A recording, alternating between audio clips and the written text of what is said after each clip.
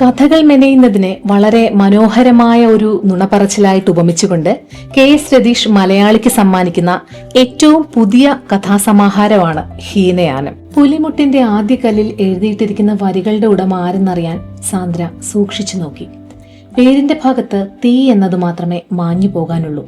മരിക്കാനുള്ള അവളുടെ തീരുമാനമെരിക്കാൻ തീയുള്ള ആ പേരിനും കഴിഞ്ഞില്ല. മരണയിടമായി പുലിമുട്ടിനെയാണ് സാന്ദ്ര തിരഞ്ഞെടുത്തത്. അതിന്റെ അറ്റത്തെ പാറക്കല്ലുകളും പതിവ് തിരകളുമാണ് അവളുടെ തകർന്നുപോയ പ്രണയത്തിന്റെയും ആദ്യ ചുംബനത്തിന്റെയും സാക്ഷികൾ. ഒരു ചാട്ടം തമ്മിൽ തല്ലുന്ന കല്ലുകൾക്കും തിരകൾക്കുമിടയിൽ നിന്നും അടിയൊഴുക്ക് അവളെ നിത്യതയിലേക്ക് കൂട്ടും.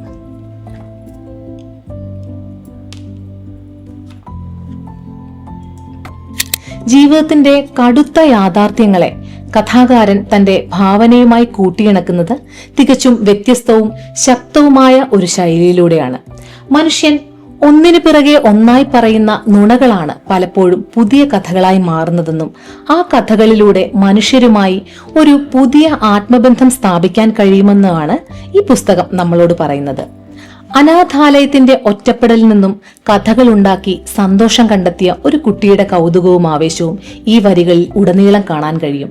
രതീഷിന്റെ കഥകളുടെ ഏറ്റവും വലിയ സവിശേഷത അതിന്റെ ഭാഷാശൈലിയാണ്. വികാരങ്ങളെ ഒട്ടും അതിശയോക്തിയില്ലാതെ എന്നാൽ വായനക്കാരന്റെ ഉള്ളിൽ ചെന്ന് തറയ്ക്കുന്ന രീതിയിൽ അവതരിപ്പിക്കാൻ അദ്ദേഹത്തിന്റെ വാക്കുകൾക്ക് ഒരു പ്രത്യേക കരുത്തുണ്ട്. വലിയ ഗഹനമായ വാക്കുകളൊന്നും കുത്തിനിറയ്ക്കാതെ തികച്ചും ലളിതവും സ്വാഭാവികവുമായ ഒരു ശൈലിയിലാണ് അദ്ദേഹം കഥ പറഞ്ഞു പോകുന്നത്. ആഖ്യാനത്തിലെ ഈ ലാളിത്യം വായനയ്ക്ക് നൽകുന്ന ഒഴുക്ക് ഒറ്റയിരുപ്പിന് ഈ പുസ്തകം വായിച്ചു തീർക്കാൻ വായനക്കാരനെ പ്രേരിപ്പിക്കും. ഒരു കഥയിൽ നിന്നും മറ്റൊന്നിലേക്ക് കടക്കുമ്പോൾ ഇപ്പോൾ ഭാഷയിലുണ്ടാകുന്ന ഭാവമാറ്റങ്ങളും അതുപോലെ കഥാപാത്രങ്ങളുടെ മനോനിലയ്ക്കനുസരിച്ച് വാക്കുകൾ തിരഞ്ഞെടുക്കുന്നതിലെ സൂക്ഷ്മതയും രതീഷിന്റെ ഭാഷാപരമായ കൈയടക്കത്തെ എടുത്തു കാണിക്കുന്നു.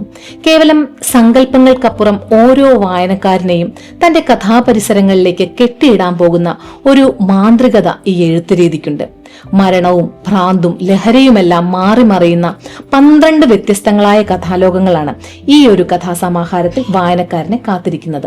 അച്ഛനെ ആക്രമിച്ചുകൊണ്ട് ജയിലിൽ പോകുന്ന മകന്റെ കഥയിലൂടെ സത്യമെന്ന സങ്കല്പത്തെ വിചാരണ ചെയ്യുന്ന ശോഭീന്ദ്രൻ സ്മാരക വായനശാല, ദുരൂഹമായ സാഹചര്യത്തിൽ മകൻ മരിക്കുമ്പോൾ സംശയത്തിന്റെ നിഴലിലാകുന്ന ഒരു ബാങ്കുദ്യോഗസ്ഥയുടെ കഥ പറയുന്ന ഹീനയാനം, ഒപ്പം സമൂഹത്തിൽ ഒറ്റപ്പെട്ടു പോകുന്ന അധ്യാപികയുടെ ജീവിതം വരച്ചു കാട്ടുന്ന ടാമറിൻ തുടങ്ങി മനുഷ്യ ജീവിതത്തിന്റെ പലവിധ നിറങ്ങളാണ് ഈ കൃതിയിലൂടെ തുറന്നു കാട്ടുന്നത്.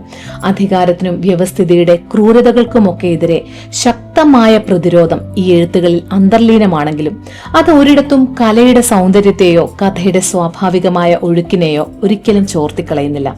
ഈ കഥകൾ വായിച്ചു തീരുമ്പോൾ നമ്മൾ തിരിച്ചറിയുന്നത് ഇത് വെറുമൊരു വായനയല്ല, മറിച്ച് ജീവിതത്തിന്റെ സങ്കീർണതകളെ ഇത്രമാത്രം തെളിച്ചത്തോടെ അവതരിപ്പിക്കുന്ന ഒരു വലിയ ദർശനമാണെന്നാണ്.